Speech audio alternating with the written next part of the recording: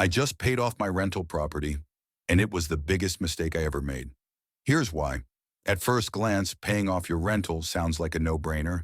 No mortgage, no stress, pure cash flow. But when you look deeper, when you actually run the numbers, the truth gets uncomfortable. This is the $100,000 dilemma every landlord faces after their first deal. Should you play it safe and pay off what you own? Or should you reinvest that cash into buying another property? Let's walk through both paths, side by side, using real numbers. Let's start with paying off the property. Your rental is worth $300,000. You still owe $100,000 on the mortgage. Your cash flow after all expenses is around $500 per month, $6,000 per year. Now you come into $100,000, maybe from savings, a refinance, or another windfall. You decide to pay off that mortgage. Your new cash flow jumps to $1,400 per month. That's $16,800 per year in pure no-debt income. On paper, this feels amazing. But what's your return? You just gave up $100,000 to earn an extra $10,800 per year. That's a return of 10.8%. Pretty good, right? Now let's compare buying another rental. Same $100,000 in hand. Instead of paying off the old rental, you use it as a down payment on a new $400,000 property. 20% down equals $80,000. Leave $20,000 for closing costs and reserves. This new rental cash flows $400 per month after all expenses. You now have two rentals. One original property cash flowing $500 per month.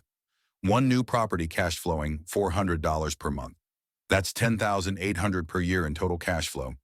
Same as if you paid off the first property. But here's the kicker.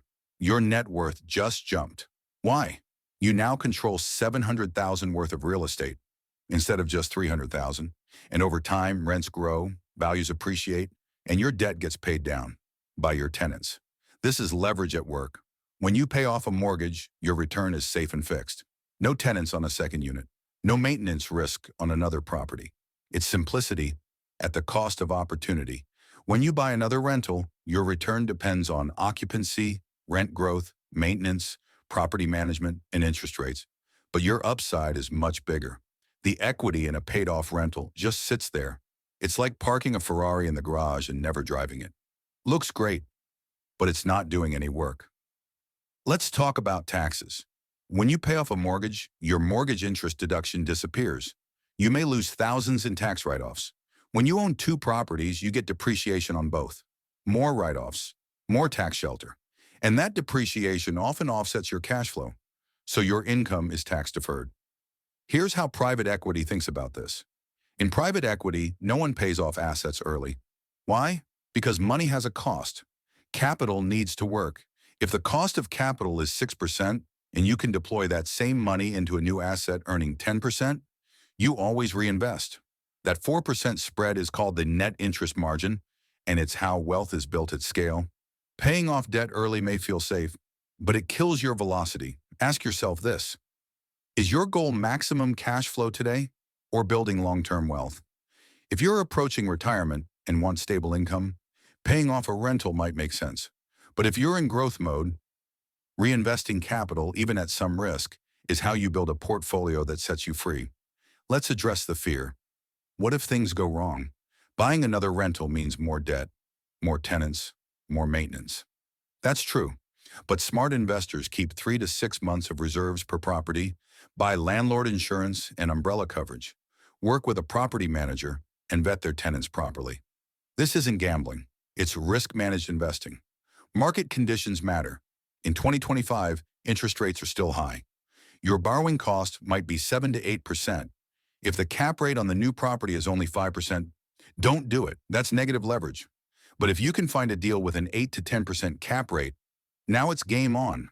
Run the numbers. If your cash-on-cash return after financing beats the effective return of paying off the mortgage, reinvest. If not, sit tight and wait. This is the discipline most investors lack. Consider your personal factors. Are you emotionally ready for another property? Do you have the systems to manage more doors? Do you have a long-term strategy? Or are you just chasing growth?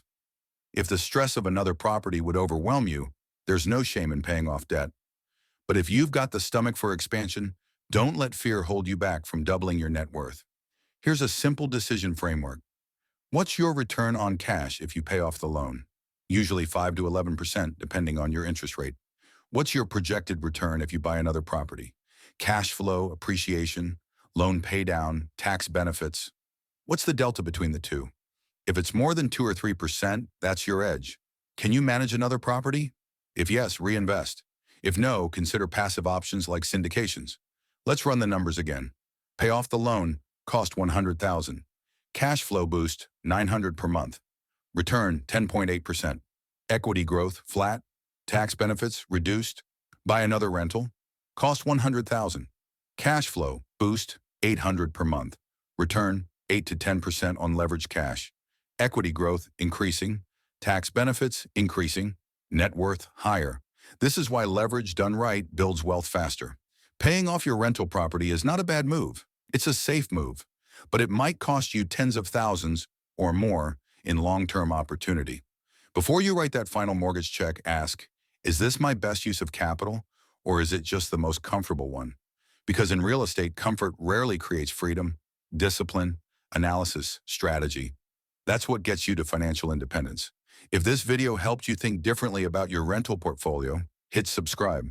We're dropping videos every week on debt strategy, investing, and financial freedom. Comment below, are you team pay it off or buy another one?